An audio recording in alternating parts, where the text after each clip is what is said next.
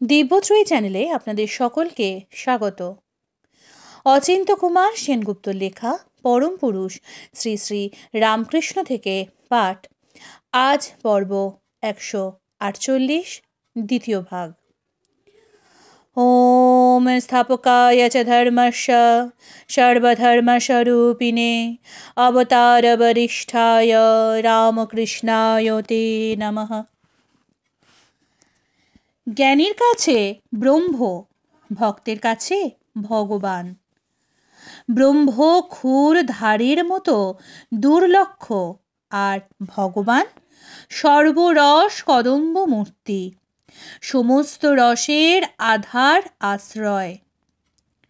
মল্লের কাছে অশনি, নরের কাছে নৃপতি, রমণীর কাছে মূর্তিমান মীন কেতু, গোপীর কাছে স্বজন, দুষ্টির কাছে শাস্তা, বাপ মায়ের কাছে শিশু, ভোজরাজ কংসের কাছে মৃত্যু, অজ্ঞের কাছে বিরাট স্বরূপ, যোগীর কাছে পরম তত্ত্ব, আর বৃষ্ণির কাছে দেবতা।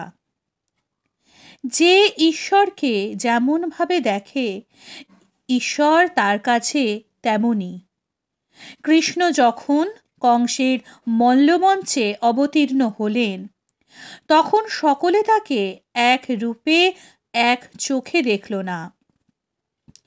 কৃষ্ণ যে সকল রসেরই যুগপৎ আবির্ভাব, তা কয়জনে দেখে? মল্ল দেখল রুদ্র রূপে, রমণী দেখল কন্দর্প রূপে, বাপ মা সন্তান রূপে, দুষ্ট রাজা বীর রূপে, আর কংস ভয়ঙ্কর রূপে। রৌদ্র শৃঙ্গার বাৎসল্য বীর, আর ভয়ানক সর্বরসের সমুচ্ছ্বাস। সর্বরসের আস্বাদ ও আস্বাদক দুই কৃষ্ণ। তিনি যেমন সকলের প্রিয়, সকলেও তার তেমনই প্রিয়।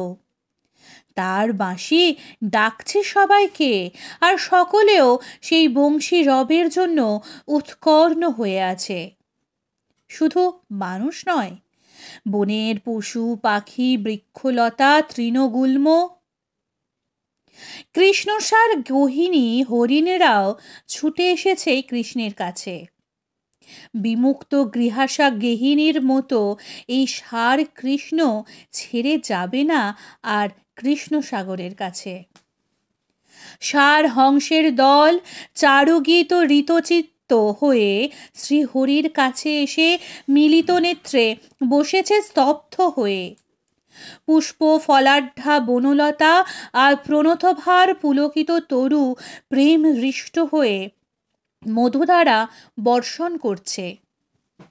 আর গোপীরা, তারা গোবিন্দে গত বায় কায় মানুষা।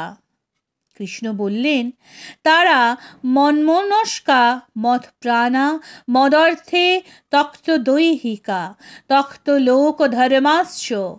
তারা আমাকেই মন প্রাণ ঢেলে দিয়েছে, আমার জন্যে ছেড়েছে দেহ স্বার্থ পতি পুত্র। আমি তাদের প্রিয়তম আত্মা, আমি মন দিয়ে পাবার, আমাকে তারা পেয়েছে মন দিয়ে। যারা আমার জন্য লোকধর্ম বিসর্জন দিয়েছে, আমি তাদেরই পালক পোষক। উদ্ধবকে বললেন, উদ্ধব, তারা আমার জন্য বৃহৎকণ্ঠ বিহল হয়ে আছে। আমি দুরস্থ বলেই তারা আমাতে এমনই নিবিড় সংলগ্ন।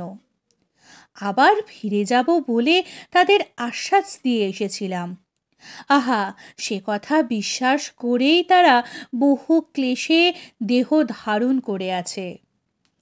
তুমি যাবে, একবার দেখে আসবে তাদের। বাবুরাম বলে উঠল, আমি গোপী টোপি জানি না। ঠাকুর ঝলসে উঠলেন, শালা, কলিকালে গোপীদের ভাব কি আর নিতে পারবি? শুধু তাদের টানটুকু নে। যে কৃষ্ণকে শিব, ব্রহ্ম, ইন্দ্র, ধর্ম, ধ্রুব, প্রহ্লাদ, নারদ, ব্যাস, শুক দূর থেকে স্তব করে, রাসের সময় সেই কৃষ্ণের গলা ধরে নৃত্য করেছে গোপীরা। অনিমেষ লোচনে পান করেছে তার মুখ মাধুর্য। উদ্ধব ব্রজে এসেই প্রথমে নন্দ যশোদার সঙ্গে দেখা করল। উদ্ধব গোবিন্দ কি আমাদের কথার মনে রেখেছে? সে কি আর আসবে না ফিরে? তার অনিন্দ সুন্দর মুখখানি কি আর দেখতে পাবো না? নন্দ প্রেম গদগদ কণ্ঠে কৃষ্ণের বাল্যলীলা বর্ণনা করতে লাগলেন। কণ্ঠ রুদ্ধ হয়ে এলো বলতে বলতে। প্রেম রস বিহল স্তব্ধ হয়ে গেল। কাঁদতে লাগলো যশোদা। স্নেহের গাঢ় প্রাচুর্যে তার পয়োধর থেকে দুগ্ধক্ষরণ হতে লাগলো। উদ্ধব বললে, দেহীদের মধ্যে আপনারা দুজনেই শ্লাঘ্যতম। অখিল গুরু নারায়ণে আপনাদের এই বিগাঢ় মতি, সন্তান আলম্বম বিভাগ। আপনারা আশ্বস্ত হন, শীঘ্রই কৃষ্ণ ফিরে আসবেন আপনাদের কাছে। আরও বললে, কৃষ্ণের কাছে প্রিয় অপ্রিয় কিছুই না, না বা উত্তম অধম, না বা সমান অসমান। বাপ মা স্ত্রী পুত্র আত্মীয় পর, দেহ জন্ম কর্ম কিছু নেই। কাঠের মধ্যে যেমন প্রচ্ছন্ন অনল, তেমনি সকল দেহের অন্তরে নিহিত তার নির্মল সত্তা। শুধু ক্রীড়ার জন্যে, শুধু সাধুদের পরিত্রাণের জন্যে সকল জনিতেই তার আবির্ভাব। কুম্ভকারের ঘূর্ণমান চক্রে চোখ রাখলে মনে হয় সমস্ত ভূমি বুঝি ঘুরছে। তেমনি অহং দৃষ্টি নিবদ্ধ মানুষ ভুল করে ভাবছে আমি একমাত্র কর্তা, আমি একমাত্র স্বয়ংতন্ত্র। তিনি যেমন তোমাদের তেমনি আর সকলেরও। যে যেভাবে চায় তাকে তিনি সেইভাবেই দেখা দেন। ব্রজদ্বারে হেমময় রথ দেখে গোপীরা বিচলিত হল। এ কি কৃষ্ণচোর অক্রূর আবার এলো নাকি? এবার বুঝি আমাদের দেহ কুড়িয়ে নিয়ে তার মৃত প্রভু কংসের পিণ্ড দেবে? না, এ অক্রূরও নয় তো। আজানুলম্বিত বাহু, কমল লোচন, পীতাম্বর পুষ্কর মালি সুন্দর পুরুষ, দেখতে প্রায় কৃষ্ণের মতো। এ কোত্থেকে এলো বলো দেখি? আমি কৃষ্ণের বার্তাবহ, কৃষ্ণানুচর, বললে উদ্ধব। বসল সুখাসনে। তখন সকলে তাকে বেষ্টন করে দাঁড়ালো, সমুচিত সংবর্ধনা করলে। বললে, তুমি কৃষ্ণের সখা, আমরাও একদিন তার সখী ছিলাম। পিতা মাতার প্রতি প্রিয়কাম হয়ে সে তোমাকে পাঠিয়েছে ব্রজপুরে, আমাদের জন্যে নয়। বন্ধুদের স্নেহবন্ধন শুনেছি, মুনিরাও সহজে ছিঁড়তে পারে না। কিন্তু তোমার কৃষ্ণের ব্রজধামে কিছুই আর স্মরণীয় নেই। স্ত্রীলোকের প্রতি পুরুষের মৈত্রী নিমিত্ত মাত্র, যেমন ফুলের প্রতি ভ্রমরের। পাখি যেমন বীতফল বৃক্ষকে ত্যাগ করে, মৃগগণ যেমন দগ্ধ বনকে, তেমনি তোমার কৃষ্ণ আমাদের ত্যাগ করেছে। একটা অলি উড়ে এসে গুঞ্জন করতে করতে এক গোপীর পায়ের ওপর বসতে চাইল। গোপী বললে, ধূর্তের বন্ধু, চিনেছি তোমাকে। আর কেন পুরনো বন্ধুর গান শোনাতে এসেছো আমাদের? তুমি যেমন মধু শেষ ফুল ত্যাগ করো, মধুপতি তেমনি আমাদের ছেড়ে গেছে। তার আপাত মধুর কথায় আমরা ভুলেছিলাম, লক্ষ্মীকে আবার ভুলিয়েছে। লক্ষ্মীর কাছে আমরা কি? লক্ষ্মী কেন, ত্রিভুবনে এমন কি কন্যা আছে যে সেই কপট সুন্দর সহাস্য মুখের দুষ্প্রাপ্য? তবু জানতাম দীনজনের জন্যেই তার উত্তম শ্লোক নাম। কিন্তু এ তার কেমন ব্যবহার? কেমন রীতিনীতি? কেন বারে বারে পায়ের ওপর বসছ জিজ্ঞেস করি? জানি অনেক চাটুবাক্য শিখেছ সেই কপটচারীর কাছে, যার জন্যে আমার স্বামী, পুত্র, গৃহকুল, এমনকি পরকাল পর্যন্ত বিসর্জন দিয়েছি। যে কৃতঘ্ন এ কথাও ভুলতে পারে, তার সঙ্গে আবার সন্ধি কি? যে অসিত, তার সঙ্গে আবার সখ্য কি? কিন্তু হায় হায়, তার প্রসঙ্গ যে ছাড়তে পারি না, ভুলতে পারি না।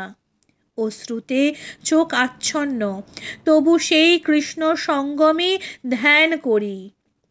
ব্যাধ স্বরে হরিণীর মতো বুক বিদ্ধ হয়ে গেছে, তবু সেই ক্ষত দেখেও কঠিন হতে পারি না, বরং সে কঠিনের প্রতি কামমোহিত হচ্ছি।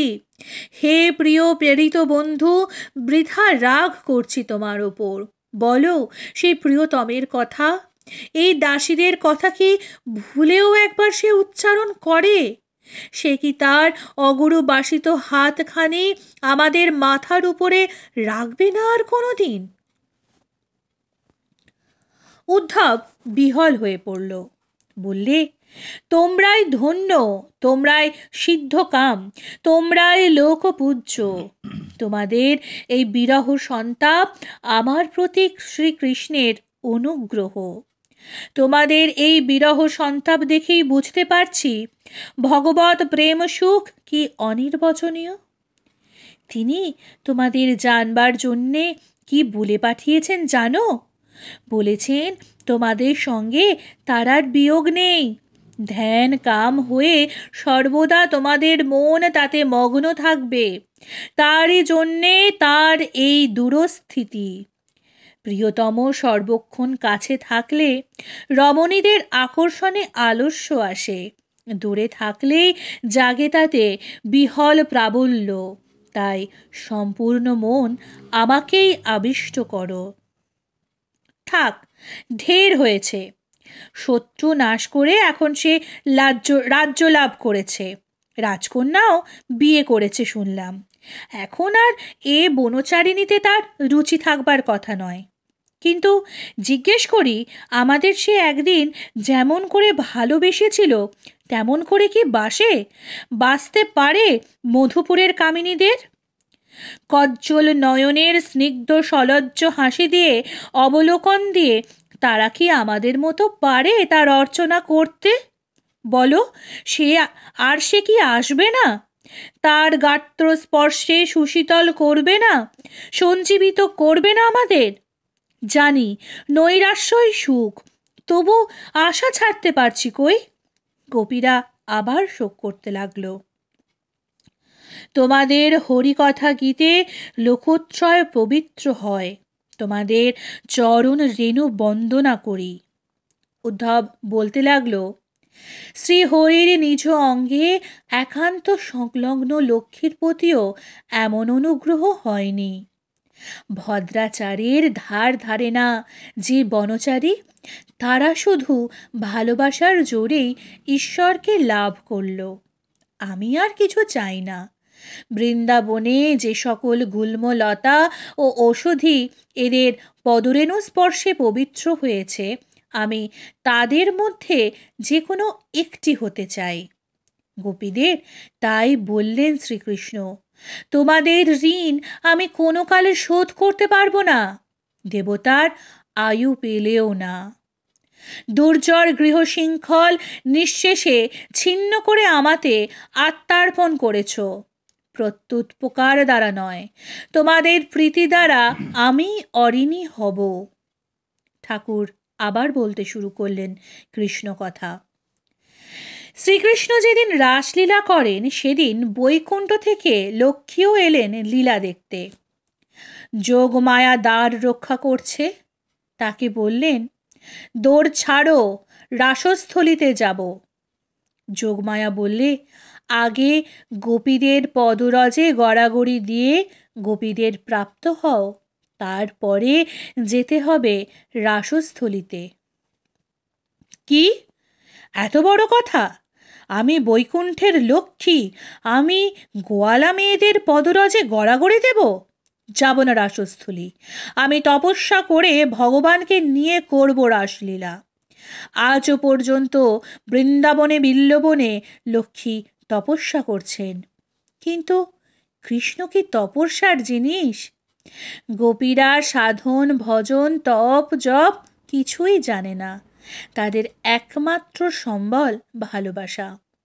তারপর শিব এলো কৈলাস থেকে, যোগমায়া পথ আটকালো, বললে গোপীদের পদরজে গড়াগড়ি দিয়ে গোপীদের প্রাপ্ত হও, তারপরে যেতে পারবে রাসস্থলীতে। আশুতোষ ভোলানাথ, অভিমানের লেশমাত্র নেই। তখনই মাটিতে লুটিয়ে পড়ে গোপীদের পদরজে গড়াগড়ি দিতে লাগলো। গড়াগড়ির ফলে গোপী দেহ লাভ করল ভোলানাথ। নাচতে লাগলো গোপীদের সঙ্গে। ললিতা বিশাখাকে বললে, শ্রীমতী, আমাদের শ্বেতাঙ্গ সখী শুধু একজন, অনঙ্গ মঞ্জরী। এ নতুন শ্বেতাঙ্গ সখী কোত্থেকে এলো? ও মা, তার কপালে যে দপদপ করে আগুন জ্বলছে। কৃষ্ণকে জিজ্ঞেস করলে, চেনো ওকে? কৃষ্ণ বললে, কৈলাস হতে শিব এসেছে, সকলে পুষ্পাঞ্জলি দাও তাকে।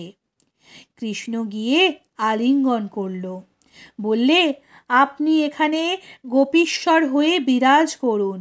আজও পর্যন্ত এই রাসস্থলীতে গোপীশ্বর মহাদেবের অধিষ্ঠান। তারপর লক্ষ্মীকে বললেন ঠাকুর, আমার কাছে যা সব শুনলি তোরা দুজনে, খুড়ি ভাসুরজিতে মিলে বলা বলি করবি। গরুগুলো দিনের বেলা যা খায়, রাত্রে তা জাবর কাটে।